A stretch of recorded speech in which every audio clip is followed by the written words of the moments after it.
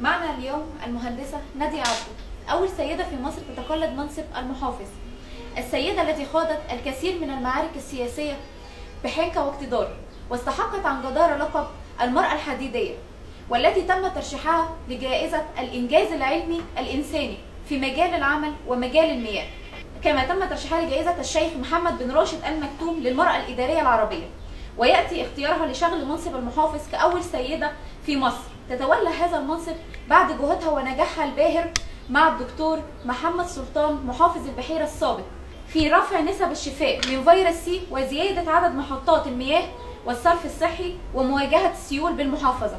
اهلا وسهلا بحضرتك يا فندم، وانا سعيده جدا بعمل الحوار ده مع حضرتك النهارده، وبجد كل سيدات البحيره فرحانين جدا ان حضرتك ماسكه المحافظه. وانا طبعا فرحانه بيهم جدا وبحييهم وبقول لهم اعملوا وشدوا حيلكم واشتغلوا بجديه، حبوا وطنكم قوي عشان هو ده بيتكم الكبير، وان شاء الله هتصلوا لاعلى المناصب. وبجد الناس كان لها بس كام سؤال عايزين حضرتك يعرفوا منك، ما هي خطط حضرتك لتطوير المحافظه في الفتره اللي جايه؟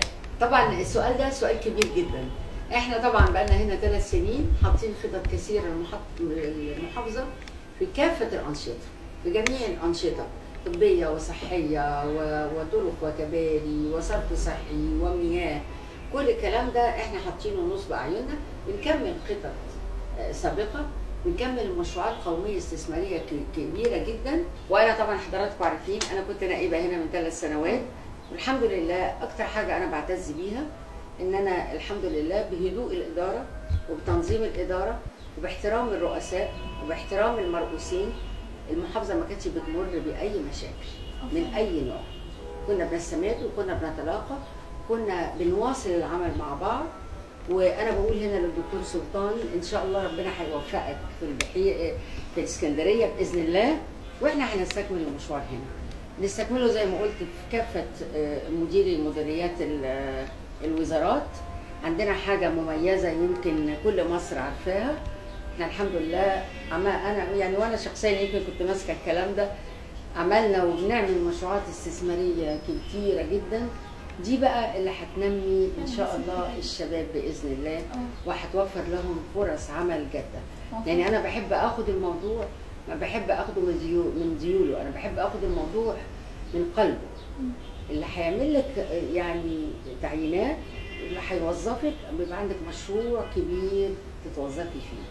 وانا هنا بضايق المشروعات القوميه الكبيره العظيمه اللي بتتعمل تحت رايه وفكر السيد الرئيس عبد الفتاح السيسي.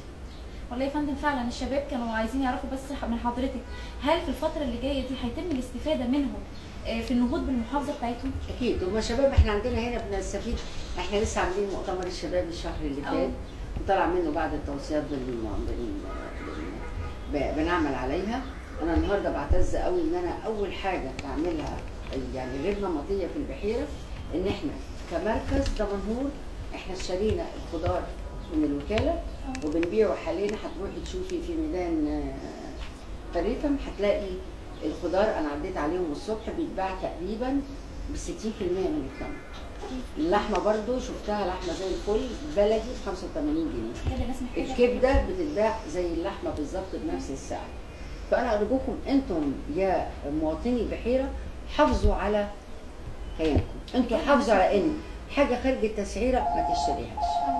انا بديكي تصريح اهو اقلبي له الثبت بتاعه، لان هما في يعني الحقيقه طمع غير عادي في حاجه غير عاديه. مفيش حاجه زادت في مصر عشان يعملوا الزياده اللي هي 100%.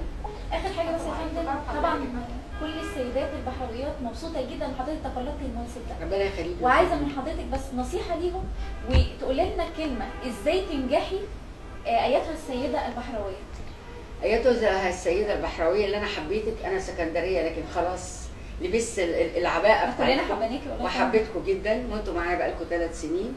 بقول لها يا فتاه ادرسي دينك كويس، خشي في اعماقه، ادرسي صح كل حاجه، اتعلمي صح، ما تعتمديش بس على الفيسبوك والكلام ده. اقري كتب، اقري على الاقل القيم اللي طلعت من محافظه البحيره، كانوا بيعملوا ايه وعملوا ايه، اعرفي تاريخك في الرشيد عملتي ايه.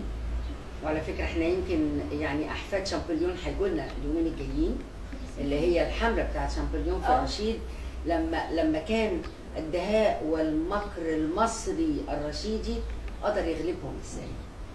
فدي نمره واحد. نمره اتنين الفتاه المتزوجه، نمره واحد عندك ونمره واحد في طريقك هو بيتك وزوجك واولادك، ونمره واحد جنبه واحد بشرطه يعني اللي هو عملك. لا تهملي في بيتك ولا تهملي في عملك. انا شخصيا ربيت ولادي من غير دروس، احترمت زوجي وكان زوجي مقاتل، كان معظم الوقت هو مش معانا. عمر ما حد قدر يقول لي فلان زوج المهندسه ناديه، كان دايما بيقول المهندسه فلانه زوجة فلان. وانا بقول الكلمه دي مش بقولها كلمه عابره، بقول لك قد ايه الاحترام مهما وصلتي لمناصب هو انت عندك بيتك نمره واحد. هتعملي الحته دي ازاي؟ انا بقول كلمه، في حاجه اسمها اداره الوقت.